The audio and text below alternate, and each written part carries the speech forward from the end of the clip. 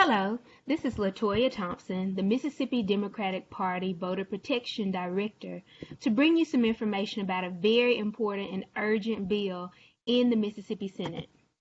Mississippi Democratic Party Voter Protection is a collaboration between the Mississippi Democratic Party and Fair Fight in cooperation with the Democratic National Committee to expand access to voting and provide a program of voter education, outreach, and intervention to elect Democratic candidates, including Joe Biden, Mike Espy, Benny Thompson, and others.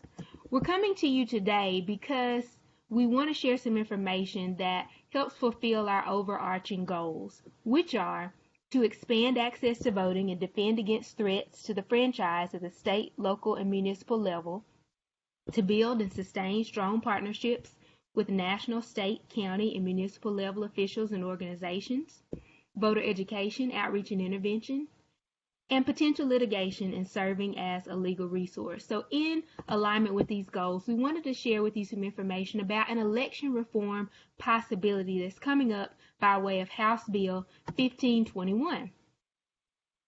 House Bill 1521 passed the House by a vote of 118 to 1, which was phenomenal. The bill was transmitted to the Senate and referred to the Senate Elections Committee. The Senate Elections Committee passed the bill on June 8, 2020 with amendments. The bill as amended by the Senate Elections Committee makes 5 major changes that would expand access to voting in Mississippi election law. House Bill 1521 must be passed by the Senate by this Wednesday, June 17th, or the bill will die. Change number 1 of the 5 changes. Under current law, only certain categories of people are considered absent electors and can therefore vote absentee, which means they can cast a vote in a manner other than by going inside the polling place and casting a vote on election day. Temporary physical disability is one category of persons eligible to vote absentee. A person with a temporary physical disability is one who, because of such disability, is unable to vote in person without substantial hardship to himself or others, or whose attendance at the voting place could reasonably cause danger to himself or others. Under House Bill 1521, the temporary physical disability category of absent voter is expanded to include persons who qualify as temporarily disabled because they are under physician-imposed quarantine due to COVID-19 during a governor-declared state of emergency, or persons caring for a temporarily disabled dependent under physician-imposed quarantine due to COVID-19 during a governor-declared state of emergency. These persons may vote absentee in person or by mail. Additionally, under House Bill 1521, a category of absent elector is added for persons having a general public health concern due to COVID-19 during a governor-declared state of emergency, and those persons may vote absentee in person, which potentially allows anybody with concerns about COVID during a state of emergency to vote absentee in person. Change number 2. The current in-person voting deadline is at noon on the Saturday before the election. House Bill 1521 extends the deadline for persons eligible to vote absentee in person by 5 p.m. on the Saturday before the election when in a state of emergency declared by the governor due to COVID. This change allows more time for people to vote absentee in person. These additional hours on the last day are an important extension of time, especially since more people will be able to vote in person this year. The current deadline for mail ballots, under change number 3, the current deadline for mail ballots to be received by the circuit clerk and counted for all the races on the ballot is 5 p.m. the day before the election. House Bill 1521 extends the deadline so that mail ballots must be postmarked on or before Election Day and received by the circuit clerk within 5 business days after the election. This change is huge. It provides a clear deadline for people voting by mail to mail their ballot by giving a postmark date, and it also allows several more days during which a voter can cast a vote by mail.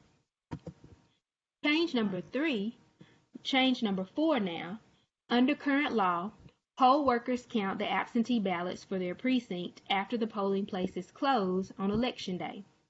House Bill 1521 provides that absentee ballots remain in the circuit clerk's office to be counted by an absentee resolution board. This change is beneficial and supported by leadership of the Mississippi Circuit Clerks Association and the Election Commissioners Association of Mississippi, because it will relieve fatigued poll workers who must work from 6 a.m. until 7 p.m. from the detailed and very important responsibility of evaluating and counting absentee ballots, and will allow fresh eyes dedicated to that purpose to count those ballots, hopefully reducing both the error and rejection rates. Change number 5 in House Bill 1521 provides that when an absentee resolution board rejects a vote by mail, that the registrar promptly notifies the voter of the rejection and the reason by mail. This change is beneficial because voters who cast a vote by mail will automatically learn if their votes did not count and why.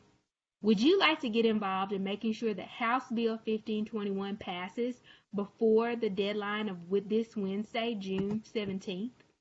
The Senate must pass the bill by Wednesday, June 17th, or it will die. You can do at least 3 things to help in the meantime. You can join our phone bank to call other voters about asking their senators to pass House Bill 1521. The link on your screen is where you can sign up to join. Number 2, you can call and email your senator to ask him or her to vote for House Bill 1521. Thirdly, and this one's really easy, you can email the entire Senate and ask them to vote for House Bill 1521 by sending an email to senators@senate.ms.gov. We hope that you will join our voter protection team by joining this phone bank and emailing your senator and the Senate as a whole. You can sign up to volunteer in other ways at www.msdpvoterprotection.com.